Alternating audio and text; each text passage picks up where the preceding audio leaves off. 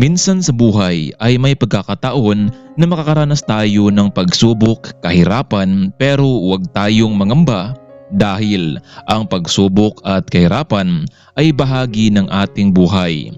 Ngunit hindi dapat tayo panghinaan ng loob dahil sa bawat hamon ay may kaakibat na pag-asa at pagkakataong matuto at lumakas. Ang mahalaga ay manatiling matatag, may tiwala sa sarili at sa Diyos. Patuloy na maniwala na sa bawat unos ay may darating na pag-ahon. Kaya laban lang sa buhay. Kahit gaano kahirap ang sitwasyon, hindi tayo dapat sumuko. Ang bawat pagsubok ay may katapusan at sa bawat hamon ay may nakatagong pagkakataon para sa pag-unlad. Patuloy lang sa pagsusumikap at huwag mawalan ng pag-asa dahil ang tagumpay ay darating sa mga